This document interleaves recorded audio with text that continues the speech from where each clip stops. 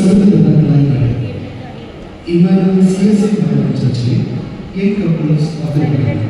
ചെറുനാടുകൾ മാതൃകാ ഇവിടെ അരങ്ങേറുകയാണ്. ആദ്യമായി അഭിനേതാക്കളെ പ്രചരിപ്പിക്കുന്നു. കുടുംബനാഥൻ ചൊല്ലിക്കുളങ്ങൾ ഉപയോഗിച്ച് കുടുംബനാഥ ടെസി നടത്തി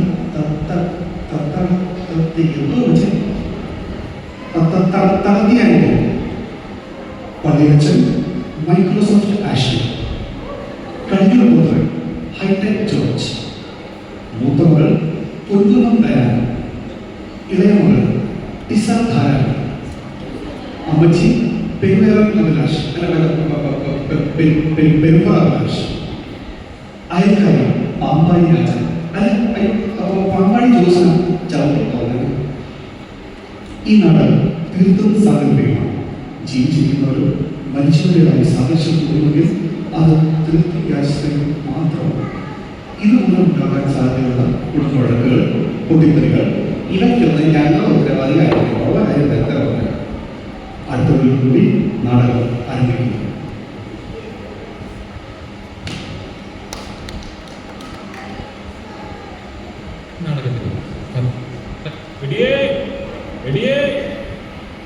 എന്താ മനുഷ്യ രാവിലെ തന്നെ ഒന്ന് തൊള്ള തുറന്ന് അലർന്നേ? നിങ്ങൾ പത്രം വായിച്ച് ചായ കുടിച്ചോണ്ട് ഇവിടെ ഇരുന്നോ? ഇന്ന് ഏതാ ദിവസം വല്ല ഓർമ്മയുണ്ടോ? എന്ത് ചോദ്യമല്ല, നിന്റെ ബർത്ത്ഡേ ഒക്കെ ഞാൻ മറക്കുവോ? അത് ശരി, അപ്പൊ നിങ്ങൾക്ക് അതും അറിയില്ലേ? ഇന്നെന്താ ഇന്ന്? എന്റെ മനുഷ്യ, ഇന്ന് അച്ഛൻ വരുന്ന ദിവസാ. അല്ല പിരിവാണോ ഇനി? അതൊന്നുമല്ല, ഇന്ന് വീട് വെഞ്ചിരിപ്പാ. ഓ, അച്ഛന് വേറെ പണിയൊന്നുമില്ലേ? ഒരു അവധി ദിവസം കിട്ടിയത് ഇങ്ങനെ പോയല്ലോ. ദൈവദൂഷണം പറയാതെ മനുഷ്യ, നമ്മളോ പ്രാർത്ഥിക്കുന്നില്ല. നമുക്ക് വേണ്ടി അച്ഛനെങ്കിലും പ്രാർത്ഥിക്കട്ടെ. ആ, എന്തെങ്കിലും ആകട്ടെ. ആ കുത്തകെട്ടവന്മാരൊന്നും ഇതുവരെ എണീറ്റില്ലേ? മിക്കവാറും വെഞ്ചിരിപ്പ് കഴിഞ്ഞ് അച്ഛൻ പോയാലും അവരെ എനിക്ക് തോന്നണ്ട. അതെങ്ങനെയാ രാത്രി 2 മണി 3 മണി വരെ മൊബൈൽ നോക്കി ഇപ്പല്ലേ?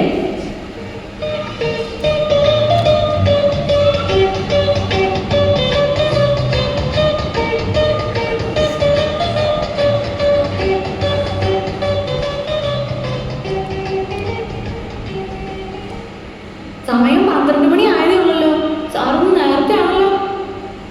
വെറുതെ ഇവിടെ തലയും ചൊറിഞ്ഞോണ്ട് നിൽക്കാണ്ട് ബാക്കിയുള്ള എന്നെ കൂടെ എണീപ്പിക്കേ. എന്നിട്ട് പോയാൽ മുറിയൊക്കെ വൃത്തിയാക്കിയോ? അത് ഉപയോഗിച്ചിട്ട് കുറെ തപ്പെടുക്കണം.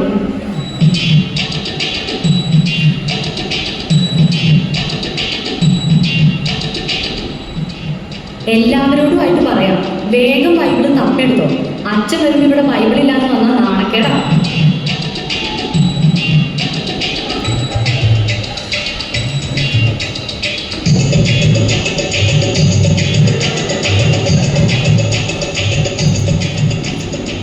എടി, നീ ആ അപ്പുറത്തെ ശാന്തമ്മയുടെ വീട്ടിൽ പോയിട്ട് ബൈബിൾ വാങ്ങിക്കൊണ്ട് വന്നേ.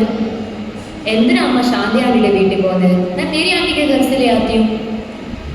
കഴിഞ്ഞ ആഴ്ച അവരുടെ പട്ടി നമ്മുടെ പൂച്ച ഓടിച്ചു എന്ന് പറഞ്ഞ് ഞാൻ വഴക്കുണ്ടാക്കിയില്ലേ? അന്ന് പുറത്ത് പറയാൻ കൊള്ളത്തൊക്കെ ഞാൻ അവളെ വിളിച്ചതാ. മാത്രമല്ല അവളുടെ സ്വഭാവം മോശം. നീ വേഗം പോയിട്ട് ശാന്തമ്മയുടെ അടുത്തുനിന്ന് വാങ്ങിട്ടോ.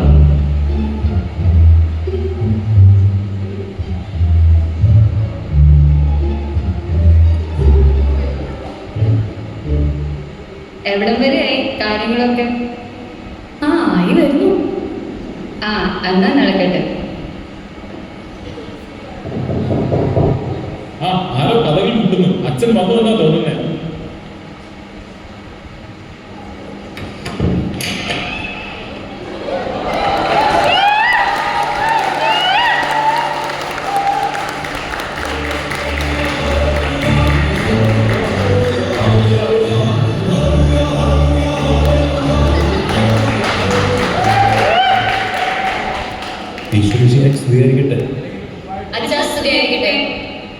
എന്നാ അച്ഛാ ഇരിക്കാം. ഒരാളെങ്കിലും കാണാനുണ്ടല്ലോ. അമ്മച്ചി എന്തി? എടി അന്നു നീ പോയി വല്യമ്മയെ വിളിച്ചോണ്ട് പോവാ.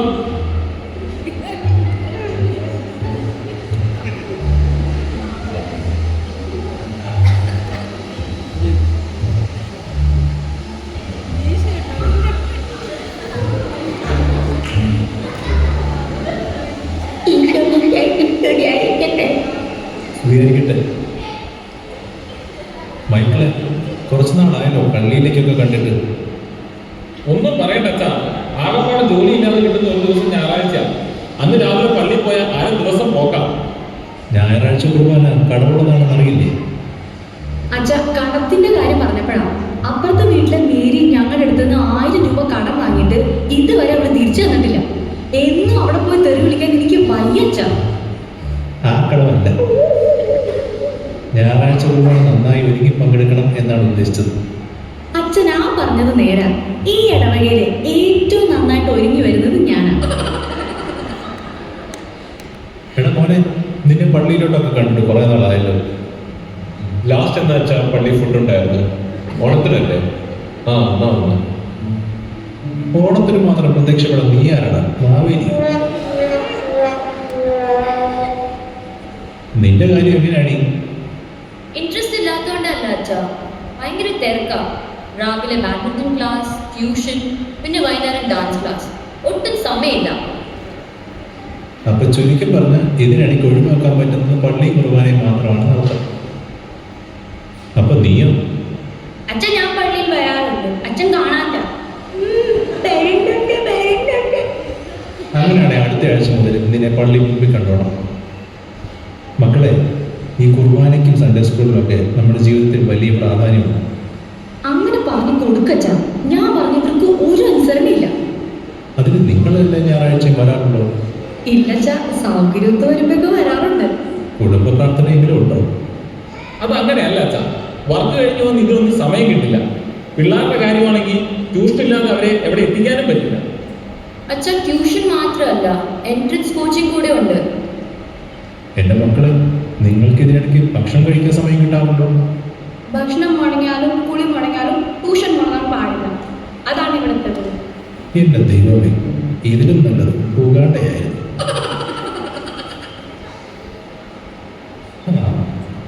എന്നാ നമുക്കിനി പ്രാർത്ഥിക്കാം. എടാ മോനെ, നീ ആ ബൈബിൾ എടുത്ത് എഫേസോസ് 5:22 മുതലൊന്ന് വായിച്ചേ. ബൈബിളും വായിക്കും.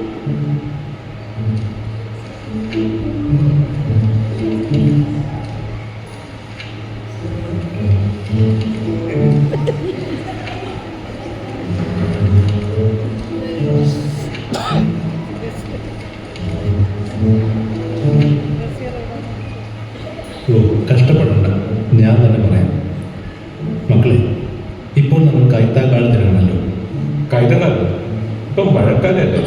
മിണ്ടാതിരിക്കണം. മിണ്ടാതിരിക്കാൻ പറഞ്ഞിട്ട് കാര്യമില്ല. വേദപാഠത്തിന് വേർപ്പിടാതെ ട്യൂഷന് വിട്ടു കഴിഞ്ഞാൽ അവരിതൊക്കെ എങ്ങനെ അറിയും? കൈത്താകാലം എന്നാൽ വിളവെടുപ്പിൻ്റെ കാലം എന്നാണ്. നമ്മളിൽ നിന്ന് ദൈവം ഫലം ആവശ്യപ്പെടുന്ന കാലം. എന്നാൽ നമ്മൾ ഇന്ന് ലോകത്തിൻ്റെ ഫലങ്ങളുടെ പുറകെയാണ്. ഞായറാഴ്ചയും പറ്റുമ്പോഴൊക്കെ നിങ്ങൾ കുർബാന കൂടാൻ പള്ളിയിൽ വരണം. പിന്നെ കുടുംബ പ്രാർത്ഥനയും മുടക്കരുത്. ഇതൊക്കെ പറ്റുന്ന കാര്യമാണോ അച്ഛാ? ഇതൊക്കെ നമുക്ക് പറ്റണം. ദൈവത്തിനായിരിക്കണം നമ്മുടെ ജീവിതത്തിൽ ഒന്നാം സ്ഥാനം. ഇവിടെ നമ്മൾ ഉണ്ടാക്കുന്ന പേരും പെരുമയും ഒന്നും മരിച്ചാൽ നമുക്ക് കൊണ്ടുപോകാൻ പറ്റത്തില്ല. മക്കളെ ദൈവത്തിലേക്ക് നയിക്കേണ്ടതും മാതാപിതാക്കളുടെ ഉത്തരവാദിത്വമാണ്. ഇനി നിങ്ങളെല്ലാം സ്ഥിരമായി പള്ളിയിൽ കണ്ടേക്കണം. ഞങ്ങൾക്ക് തെറ്റ് പറ്റിപ്പോയ അച്ഛാ, ഞങ്ങൾ മനസ്സിലാക്കുന്നു. ഇനി മുതൽ ദൈവത്തിനായിരിക്കും ഞങ്ങളുടെ ജീവിതത്തിൽ ഒന്നാം സ്ഥാനം. ഞായറാഴ്ച കുർബാന നിങ്ങൾ മുടക്കത്തേയില്ല. കുടുംബ പ്രാർത്ഥനയും മുടക്കില്ല അച്ഛൻ. Praise the Lord. ഇന്ന് ഈ കുടുംബത്തിന് രക്ഷ ലഭിച്ചിരിക്കുന്നു.